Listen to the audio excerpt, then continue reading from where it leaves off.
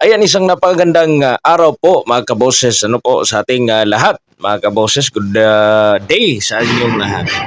Ngayon po mga kaboses, tatalakayin ho natin itong isang nakakaintrigang balita na naman po na ating pag-uusapan. Isang gabi ng musika, alaala at di inaasahang pagsasama ho ang naganap sa Malacanang. Ang tanyag ho na megastar, Sharon Cuneta. Ano po, kasama ang kanyang asawang si dating Senador Kiko Pangilinan ay dumalo ho sa konsyerto sa Palasyo ho ng Malacanang kung saan naging espesyal na panauhin sina Pangulong Ferdinand Bongbong Marcos Jr. at unang ginang Liza Araneta Marcos. Pagbabasihan natin itong post ni megastar Sharon Cuneta sa Instagram, napuno raw ang gabi ng pagmamahal at kwentuhan. Sa kanyang mga salita, mga kaboses, ayon ho doon sa post niya, nothing but love and other friends. Bukod dito, binalikan niya ang kanyang mga alaala mga kaboses sa Malacanang noong kanyang kabataan. Kabilang na ho ang unang beses niya makita ng disco at ang pagbisita ho ni Pope Paul VI, mga kaboses. Pero, pinakamapansin dito ang kanyang mainit na pahayag ukol kay Pangulong Marcos na aniya, he has always been my favorite. Again, favorite in their family. Paborito pala ni megastar itong si Pangulong Marcos. Akala ko ba doon lang kayo kay Ma'am Lenny?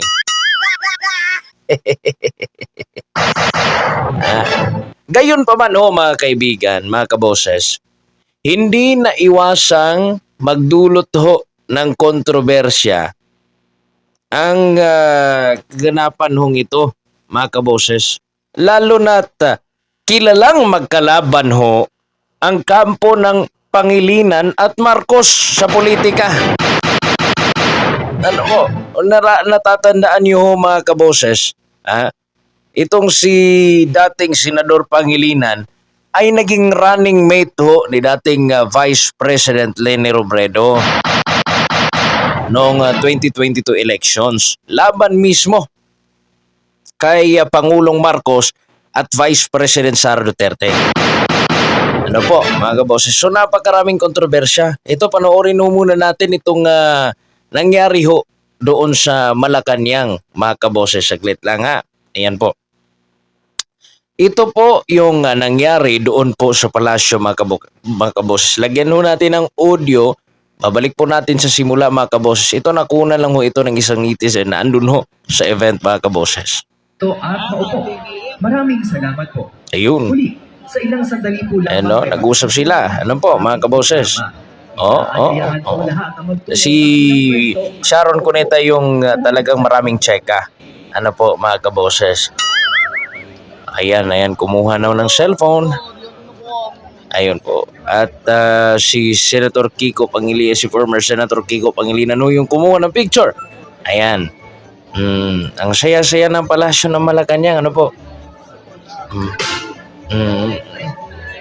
Ayan, nagpicture na silang dalawa, mga kaboses.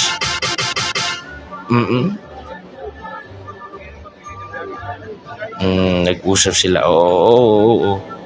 Tapos, another picture, another sumali to si Ma'am Liza Araneta Marcos, napakahigpit ng hug. Ayan, nakita niyo mga kaboses. Yan po yung nangyaring parang may konsyerto ho doon sa Malacanang. Hindi yung maiwasan ng mga tao, mga kaboses, na marami yung bumabati ko sa kanila.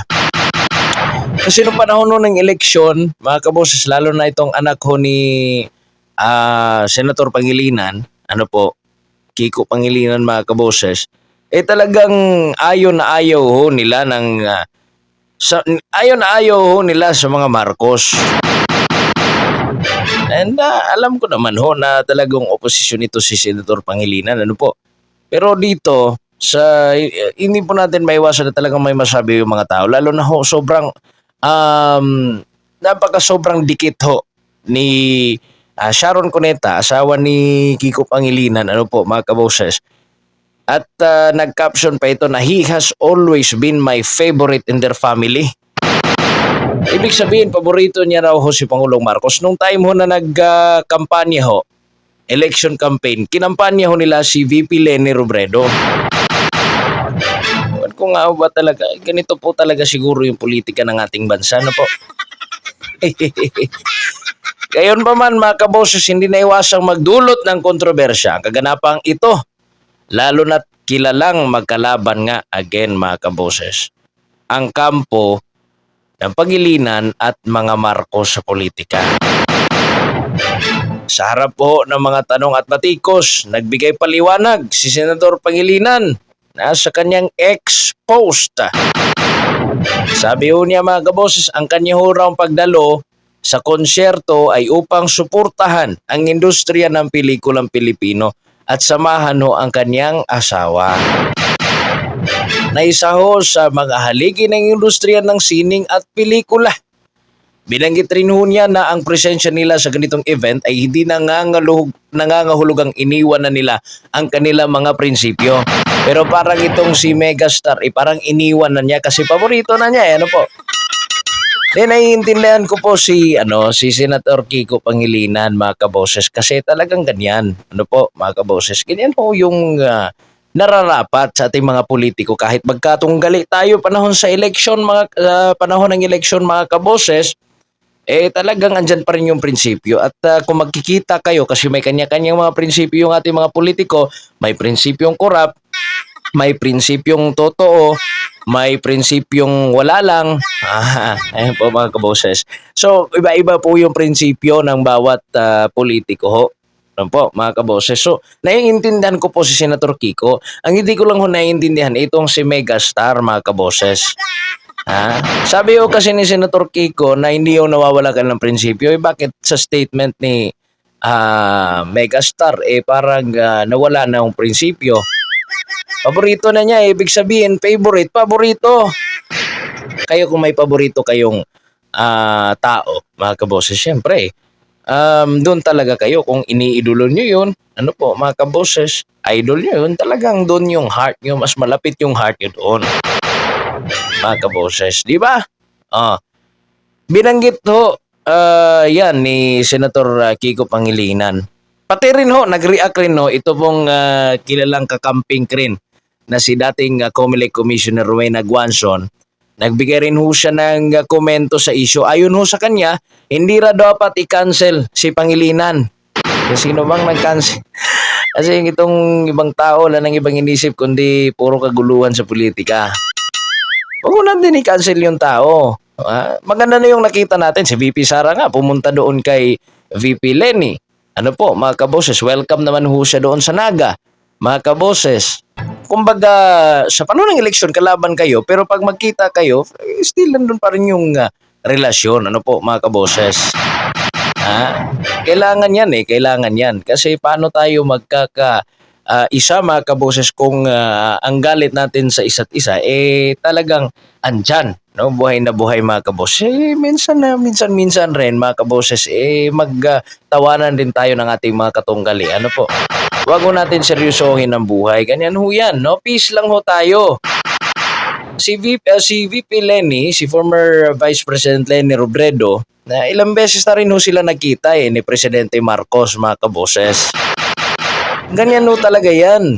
No? Ganyan ho talaga yan, mga kaboses. Hindi ho ibig sabihin kaagad na, ayun, bumaligtad na. Kasi ng iba, kapag nakita nila yung picture, bumaligtad na raw ho. Hindi. Sa nakikita kong parang bumaliktad lang ho rito, mukhang malapit talaga ho sa mga Marcos. Ito pong si Shawi. Si Megastar. Kasi favorite nga raw ho niya si Presidente Marcos. Pero nakikets ko si Kiko Pangilinan, mga kaboses. Sabi ho dugtungan kong sinabi ni Commissioner Rowena Guanzon na hindi raw dapat i-cancel si Pangilinan dahil ito'y isang Christmas concert.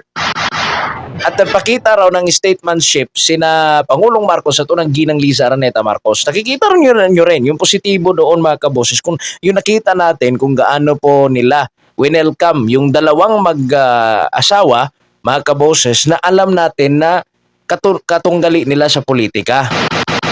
Ganyan lang ho. Ano po? Welcome rin sila kay Presidente Marcos. Dapat welcome din yung mga supporters. Kung yung mga Marcos naman yung pumunta doon no sa kanilang katunggali. Ano lang, give and take. Welcome sila ni Marcos. Siyempre, papakita ka talaga ng galang kasi presidente yan ng bansa. Regardless kung may mga issue, ano po. Tunay naging palaisipan ho ito para sa marami. Ang tanong, hanggang saan ang hangganan ng pagbibigayan at pakikiisa sa gitna ng magkakasalungat na prinsipyo, mga kaboses? Paano tinatanggap ng publiko ang ganitong mga aksyon, lalo na tila binibigyang diin ng okasyon ang sining at kultura pero binabalutan ito ng politika? Mga kaboses, mga kababayan, kayo ho maghusga. Ang ganito mga pagtitipon ba ay nagpapakita ng pagkakaisa sa kabila ng pagkakaiba? O nagsisilbing simbolo ng pagsuko ng mga ideya, mga kaboses? Hindi, welcome kasi lahat Nakikita nyo na rin doon si Vice Ganda, mga kaboses, andun rin sa concert.